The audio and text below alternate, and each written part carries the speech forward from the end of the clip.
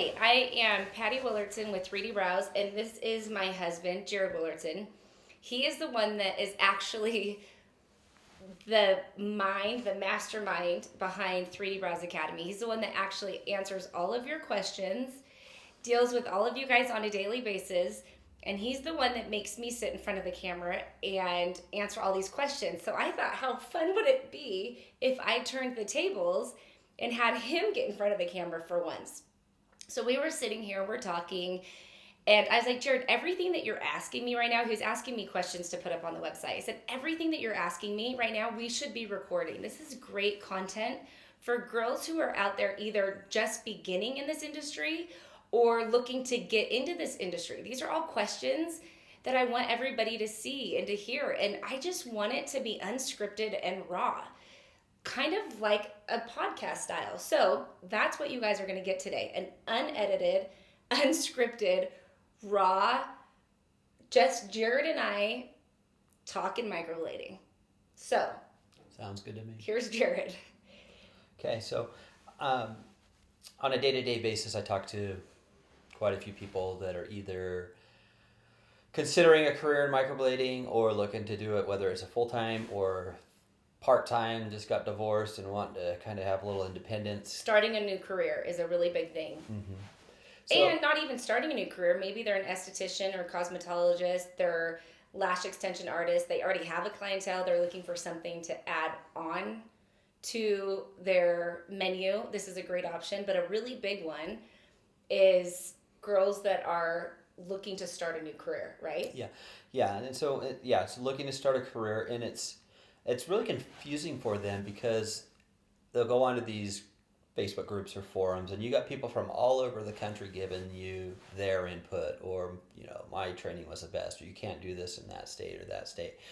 And so if you're an outsider coming in, it's very confusing because each state has different licensing requirements, but probably. And I research states on a day-to-day basis trying to help our students figure out if they can get licensed, whether they should consider getting trained. Because if you can't get licensed, then, obviously that's not a path to go down. Can I touch base on that really quick, Mm-hmm. that you said that?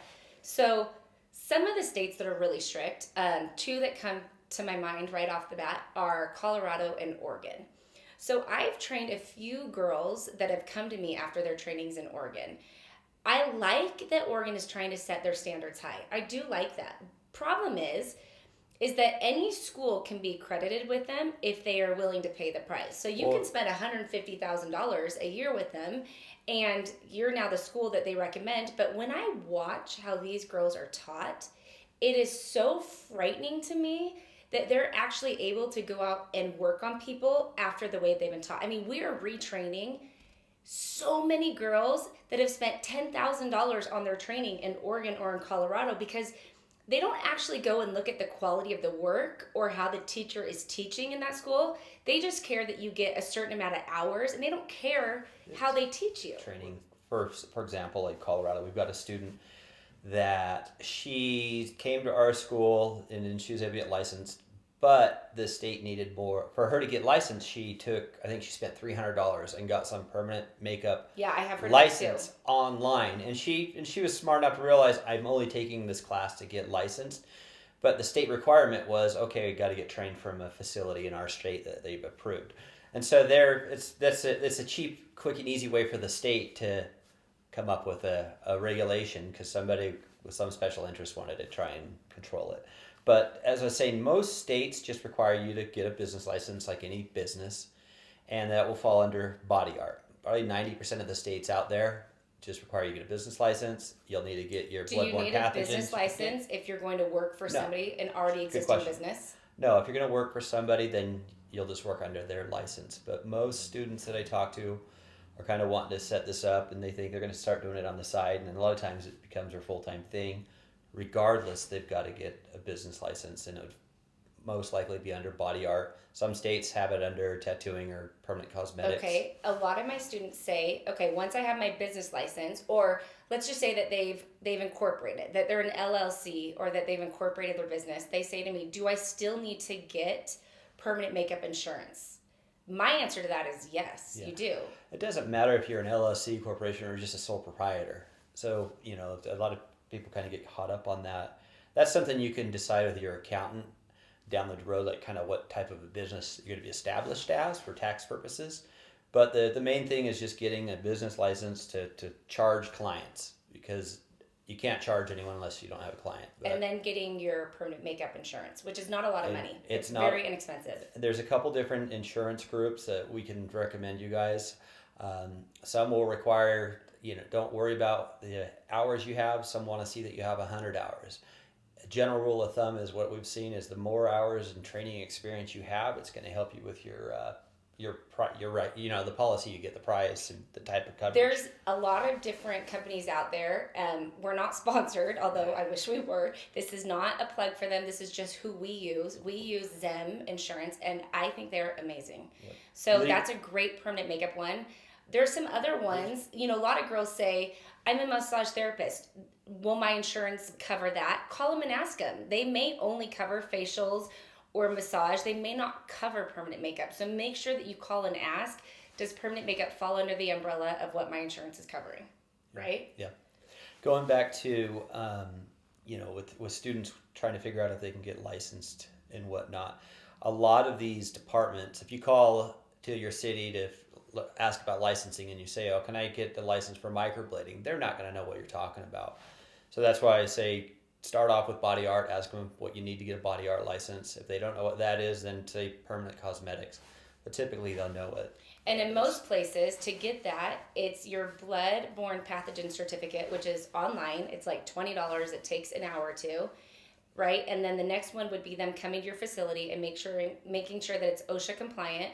We get a lot of questions, a lot of people saying, can I work out of my house? Do I have to be in a doctor's office? Do I need to be in a nail salon and a hair salon? Where you work is really, I know in Utah, they allow you to work out of your house. You have to have a separate entrance. You have to have hardwood floors, access to a sink, things like that. In California, I don't believe you're allowed to work out of your house. So those are things that you need to look in your own state and see what the requirements are. Outside of that, I think you could pretty much have a room anywhere, right? Yeah, there's just a couple requirements, and the working out of the house question really just depends on the zoning in your area. So that's individual to not even to the state, but to the area you're in. What are some other questions when students call you? Some of the other questions are, we talked about license requirements. I know one that we talk about this all the time. You say a lot of people want to know why we aren't with like the SCPC or the... Let's start it without saying. Do we want to even address that, or just say why yes, because we're totally going to do this start raw and live. Okay. So I'm just including that in it. I have nothing against all these different groups and societies. I think they're great for somebody that feels like they need that support. Now, let me clarify why I'm saying that. We're not the sort of academy that is going to close the door and say, good luck, and you're just out there floundering, trying to figure out how to do this on your own. So a lot of those societies, I think, are good because it gives you like a support team. But we have that with our academy. We have a private group, and we give them our cell phones. We give them our emails. We have constant contact with them. I mean, I probably baby and hold these girls' hands the first few months outside of training until they feel like they're confident enough to go on their own. That's one reason I'm not a part of it. But the second reason I choose not to be a part of it is I have sat into trainings before where the requirement to take the training was that you had to be in the industry or an artist for at least a year. Next to me, to the right of me, was a student that had trained for a year, right? So she fit the requirement. She had trained a year ago, but she hadn't touched one person in a year. And I had a student that wanted to take the class. She had trained like 6 months ago. It hadn't been a year yet, so they wouldn't let her in. But she had worked on 150 people. So my question is why set that standard? And I don't know really if that falls into like what society that falls into. I'm just saying that in general, this is what I've experienced with different groups. You can't take this class unless you've been trained for a year. So you're going to let her take it. She was trained a year ago, but she hasn't worked on one person, but you're not going to let Susie take it. She trained 6 months ago and she's worked on 150 people. So for me, it just doesn't make sense to make a blanket statement like that. True, I do appreciate that they're trying to set standards. In doing that, they have to make rules. And an easy way to determine if someone's qualified, this is just me thinking for them. Right. To do that, they have to make rules. And the easy way is to say, okay, they have to have X amount of years. Now, we all know I don't like rules. No, we don't.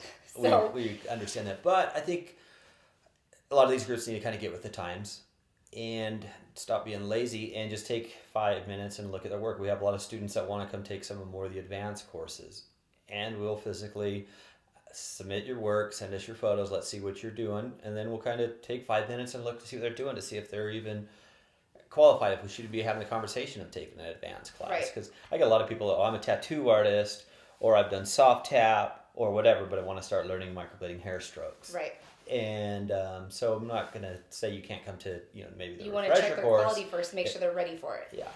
So, I mean, and to touch base on that as well, a lot of students will say, well, how come you're not a trainer under this society?